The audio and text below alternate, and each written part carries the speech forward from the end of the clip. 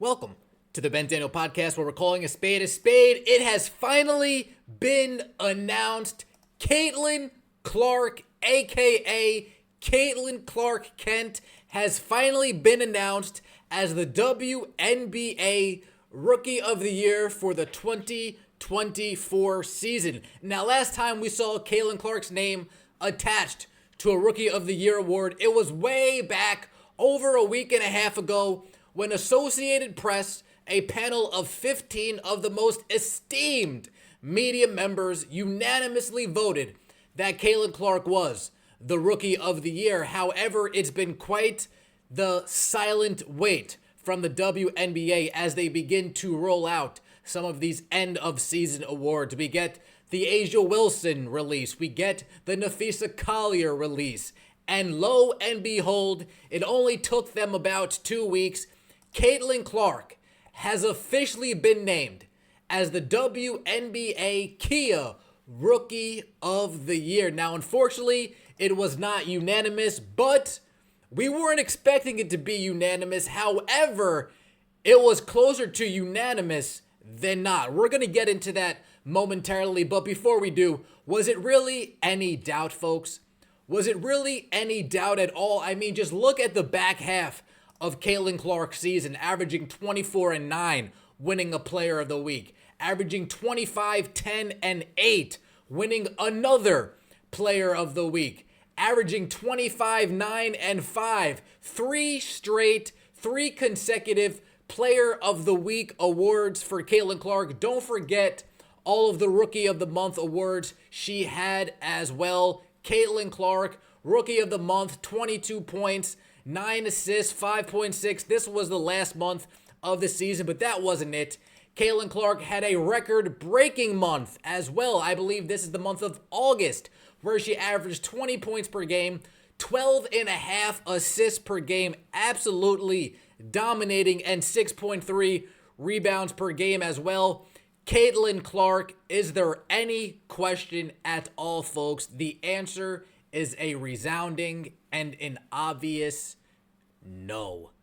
Not at all. If we look at the honors from Caitlin Clark's rookie year, a starter for the Team WNBA in the 2024 AT&T WNBA All-Star Game, Clark was named the Kia WNBA Eastern Conference Player of the Month for August, the WNBA Eastern Conference Player of the Week 3 consecutive times, and the Kia WNBA Rookie of the Month 4 times.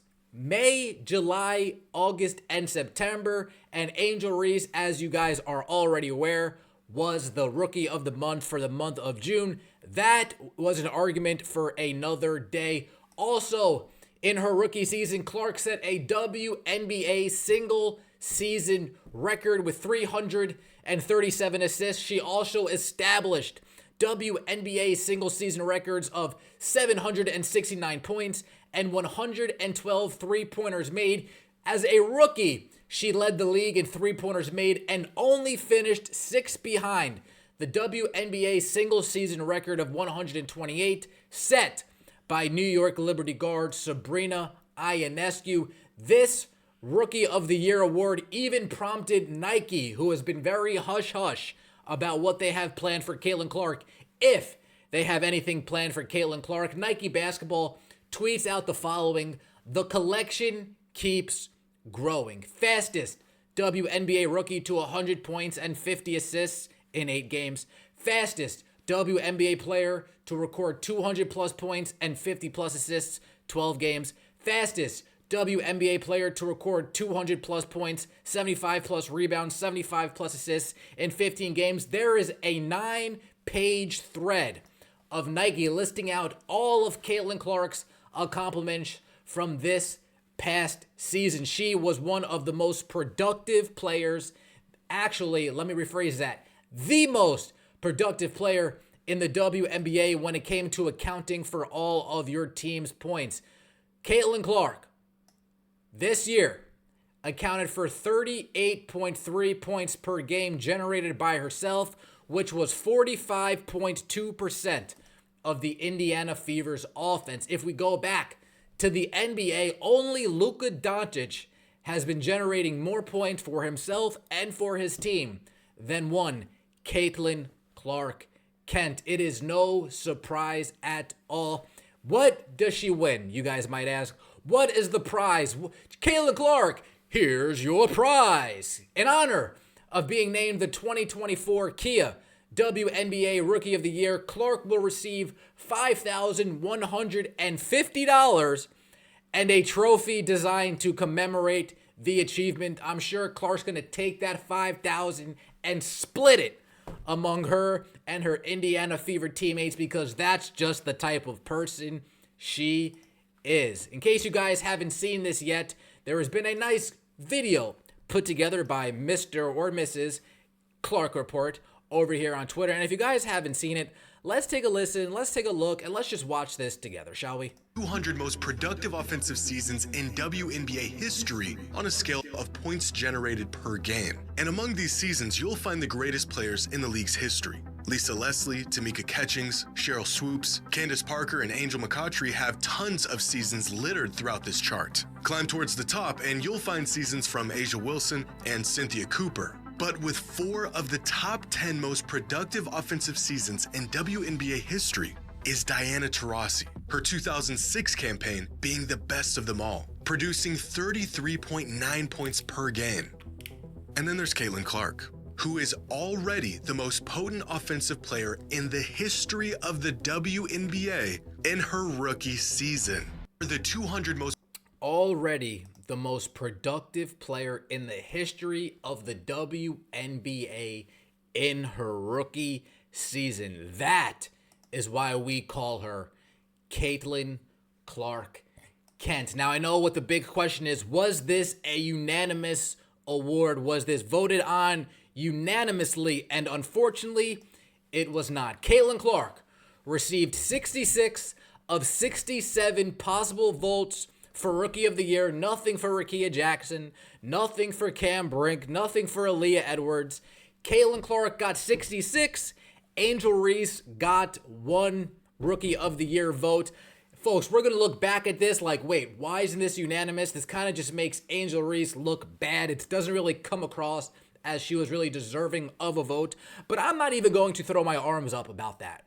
What I'm going to say is that all those virtue signalers out there who insisted that Angel Reese was Rookie of the Year, that insisted they were going to vote for Angel Reese for Rookie of the Year, what happened?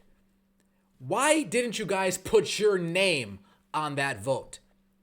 Why didn't you guys walk on that ledge like you've been so desperately walking all season long? This says a lot more about you, how your guys are just all talk and no action. Now, I didn't think it was going to be unanimous specifically because of all of the like-minded individuals out there who would hate to see Caitlin Clark take home Rookie of the Year, especially it being unanimous. I wonder if there was a conversation behind closed doors saying, hey, we're all going to vote for Caitlin Clark, but you just make sure it's not unanimous. Put that 1 vote in for 1 Angel Reese. Now, in a vacuum, Angel Reese did have a good rookie season, averaging a double-double. She played well for a rookie. In a vacuum, folks, she played well for a rookie, but it was no question who the Rookie of the Year really was. I'm more hung up on how come all of those people who insisted Caitlin Clark didn't deserve to be Rookie of the Year, why they just decided to vote for her anyway. Did you realize, did the MVP voting come out and spook you and you thought to yourself, ooh, maybe they will release some of the names behind these votes. Let me not look like a complete idiot and let me actually vote correctly. Did last year's MVP voting, when it showed this person vote for that person, this person voted for that person, did that spook you guys a little bit into not being completely embarrassed on who you would vote for? Caitlin Clark's going to go down with the best rookie season in the history of the WNBA. And before everybody throws their arms in the air and wave them like you just don't, before everybody starts doing a little dance, pump your brakes on Candace Parker winning Rookie of the Year and MVP in the same season. When that happened, when voting was occurring during that period of time in the WNBA, the MVP took into account fan voting. One more time. During that period of time, I believe it was the 2008 rookie season, the WNBA MVP also accounted for fan voting. And we already know how the fans vote when it comes to Caitlin Clark. We already know how vocal Caitlin Clark fans are, not only with their voice, but with their support as well. Finally, the wait is over. We don't need to wait anymore on who the WNBA would announce as Rookie of the Year. Why did they wait so long? Well, it's a company that doesn't know how to be ran properly. It's a company ran by Kathy Engel, braindead, who doesn't understand simple marketing. Caitlin Clark put out a tweet last night, and unfortunately, she wasn't able to say, hey, in this tweet, I also won Rookie of the Year. Unfortunately, Caitlin Clark wasn't able to do that. In that tweet, Caitlin Clark said, let's see if we can get this. I apologize, guys. I'm usually more prepared than this. Year 1. Thank you to the many people who have supported me as I've been able to live my childhood dream. I'm filled with gratitude as I reflect on this past year of my life. See you all in year 2. And the pictures that she chose to use were her all alone, head down, and her in a black and white, all alone, looking to the sidelines. What we have in store for year 2 is going to be nothing short of spectacular. Caitlin Clark has been on a rampage now on Twitter. Not on a rampage, let me rephrase. She's been retweeting, she's been favoriting, she's been posting. You got the Gatorade tweet, you got the Nike tweet, and then Caitlin Clark says her farewell to Hawkeye Nation. Like I was telling you, this Nike basketball tweet, it goes on and on and on and on. If we click onto it, you'll see fastest WNBA player, 250 points. Fastest WNBA player to record 350 plus points and 150 plus assists. Fastest to this, fastest to do that. First player to do this, first player to do that. First rookie to do this, first rookie to do that. All-time franchise record. Most 15 5-assist games. Most double-doubles by a rookie guard. Most 20-point 5-assist, 5-rebound games by a player in WNBA history. As Biggie would say, the list goes on and on and on, and you already know how it goes. I appreciate all the support. Let me know what you think in the comment section below. Let's not throw too much of a fit for the unanimous MVP. Let's hold those virtue signalers' feet to the fire and say, hey, how come you spend all day on Twitter, you spend all day on CBS, you spend all day on NBC, you spend all day on ESPN, you spend all day with USA Today, you spend all day making all of these bogus arguments, but when push comes to shove, and it's time for you to actually vote, you guys turn your back on Angel Reese. You guys aren't getting that interview. You guys aren't showing up on Unapologetically Angel anymore. It's the Ben Daniel Podcast, where we're calling a spade a spade. Caitlin Clark wins Rookie of the Year for the WNBA. I appreciate all the support. Let me know what you think in the comment section below. As always, take it easy, and we'll see you next time.